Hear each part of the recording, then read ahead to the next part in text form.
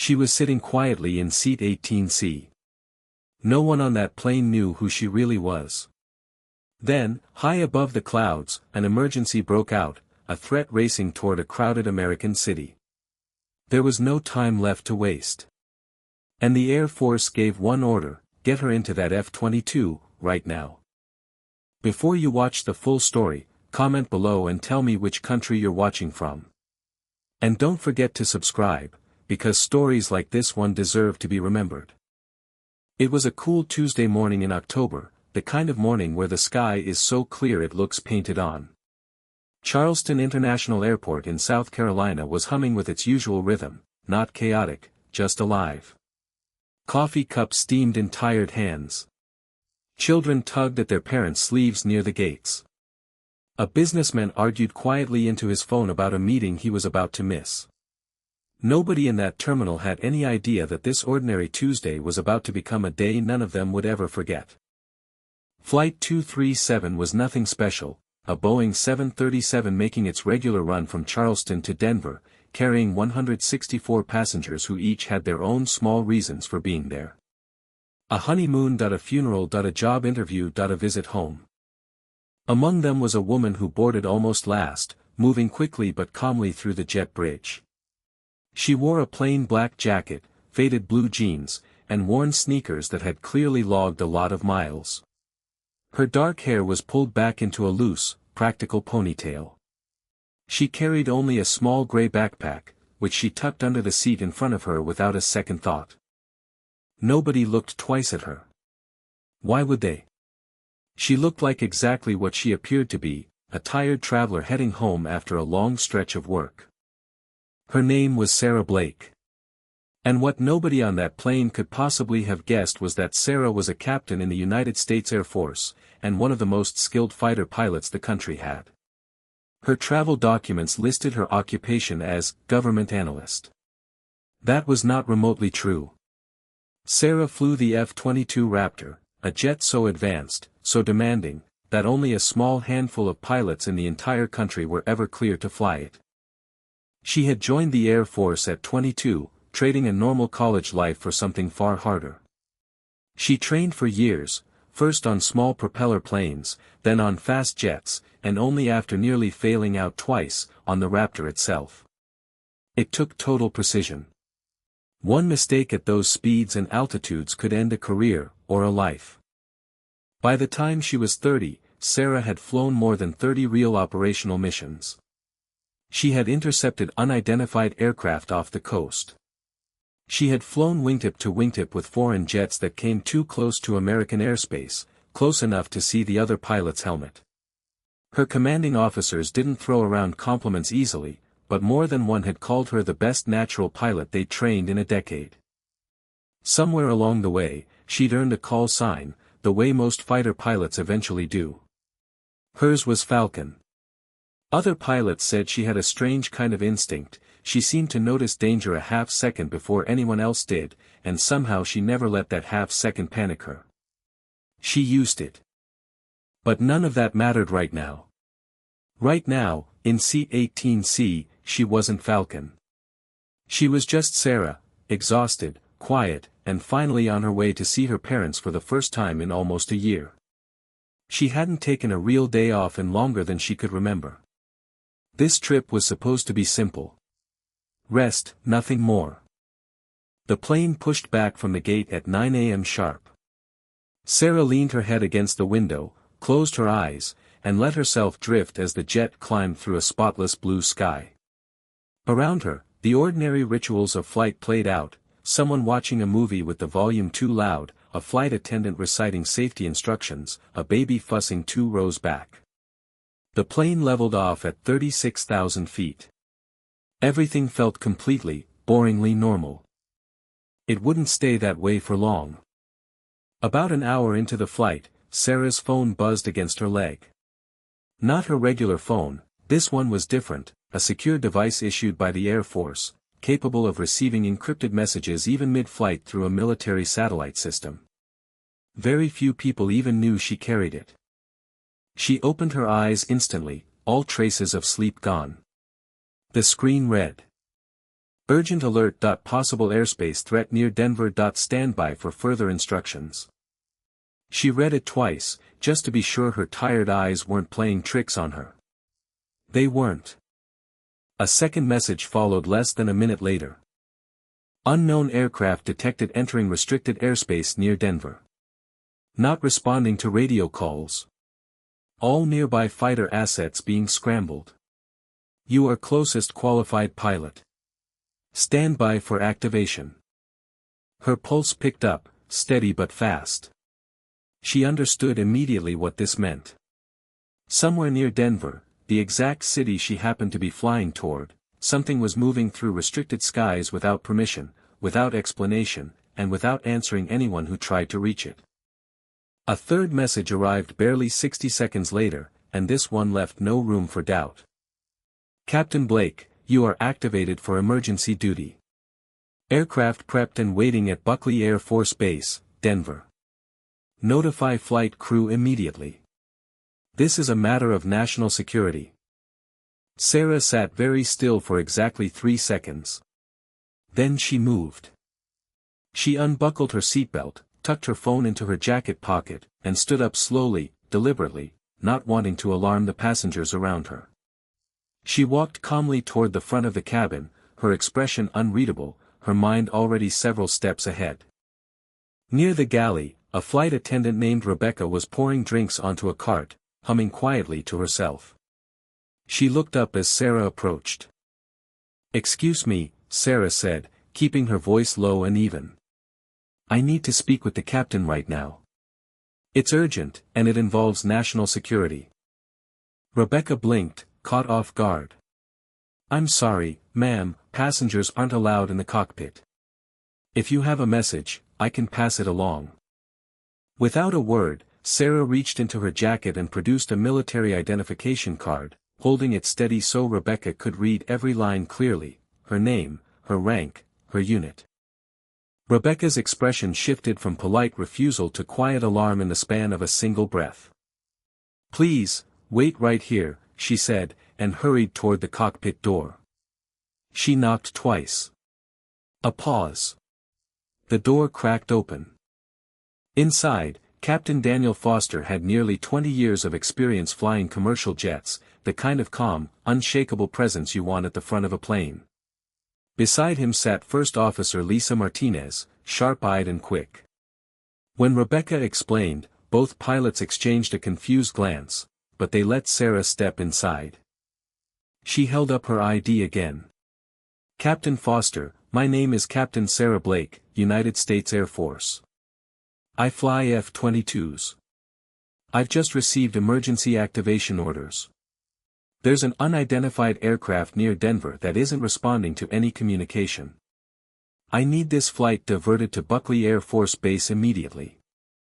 Foster studied her card, then her face, weighing the situation with the caution of a man who had flown through storms, mechanical failures, and unruly passengers, but never quite this. "I hear you," he said slowly. "But I can't just change our destination because someone tells me to. I need real confirmation." As if on cue, Sarah's phone rang. She answered, said a few clipped words, then held it out to him. "Sir, this is General Andrew Reed, NORAD. He needs to speak with you directly." Foster took the phone carefully. A deep, controlled voice on the other end explained the situation in blunt terms. The threat was real, the airline would face no liability for the diversion, and every second of delay mattered. Foster listened without interrupting, his jaw tightening slightly. When the call ended, he handed the phone back and turned to Martinez. "We're diverting to Buckley. Now." He keyed the radio to air traffic control, explained the emergency, and within moments had a new heading and a clear path ahead of them. Foster's voice came over the intercom, steady and professional despite what he'd just learned. "Ladies and gentlemen, this is your captain. We're changing course and will be landing shortly at Buckley Air Force Base due to a military emergency. There is nothing wrong with the aircraft. Please remain seated and stay calm. We'll explain more once we're on the ground." The cabin erupted into nervous chatter almost instantly. Heads turned. Phones came out, recording. A man near the back demanded loudly to know what was happening. Somewhere in the middle of the plane, a child began to cry, sensing the tension without understanding it. Sarah walked back into the cabin and stood where most of the passengers could see her. She raised her voice just enough to cut through the noise, keeping it steady and calm. "Everyone, please, listen to me for a moment," she said. "My name is Sarah Blake. I'm an active duty officer in the United States Air Force. This plane is not in danger.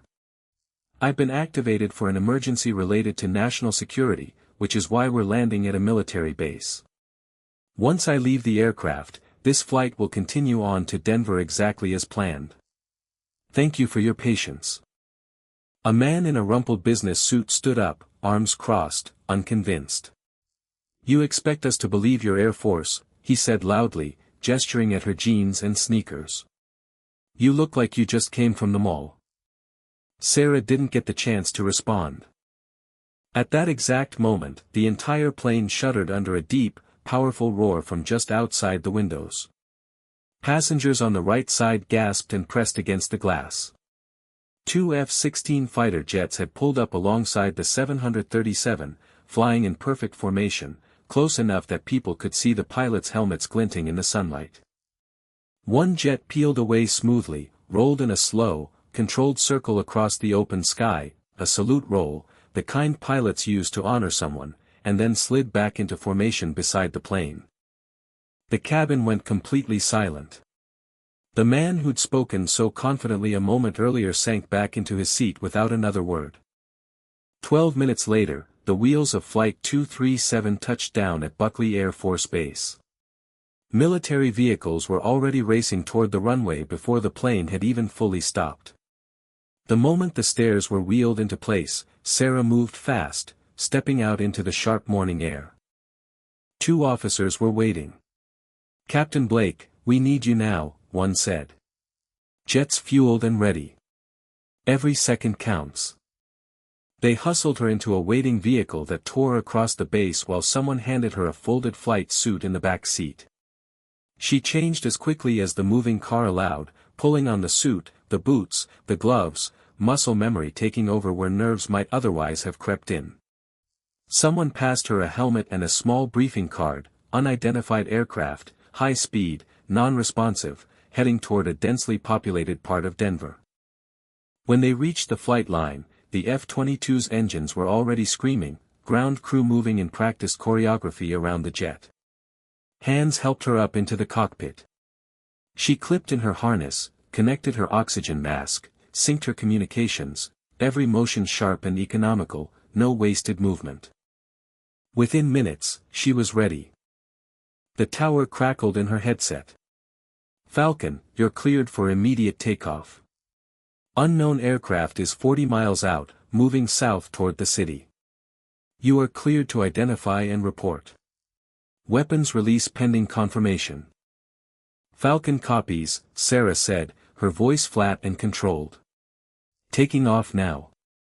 She pushed the throttle forward, and the Raptor tore down the runway before lifting into the sky like something released from a slingshot. She climbed hard, faster and higher than any commercial jet ever could, breaking the sound barrier within minutes. Part 6, Falcon in the Sky. Her radar screen lit up with a single blip ahead, small, fast, moving with unnerving precision along a fixed path. She closed the distance carefully, staying high and behind the target so it wouldn't register her approach. As she drew closer, the shape resolved into a mid-sized drone, unmarked, no visible identification, flying in an unnervingly straight line directly toward downtown Denver. "Falcon has visual," she reported. "Unmanned drone, no markings, appears to be following a fixed course toward the city center, cannot yet confirm payload." "Copy, Falcon. Move closer. Check for any attached ordnance." She eased the throttle back, sliding in at a careful distance, eyes scanning every inch of the drone's frame. Then she saw it, something bolted beneath the left wing, a shape she recognized instantly from years of training. Falcon confirms, she said, her voice tightening slightly despite herself. Drone is carrying what appears to be an explosive device under the left wing. It continues on course toward the city. Requesting immediate instructions. A long pause, then General Reed's voice, low and grave. Falcon, you are authorized to eliminate the target immediately. Confirm you understand. Falcon copies, she said. Engaging now. She locked her weapons system onto the drone, held her breath for a half-second, and fired. The missile streaked forward in a clean line and struck the target dead center. The drone burst apart in a shower of debris that fell harmlessly over an empty field, far from any homes or people. Falcon confirms target destroyed, she reported. No danger to the city. Reed's voice returned, audibly relieved.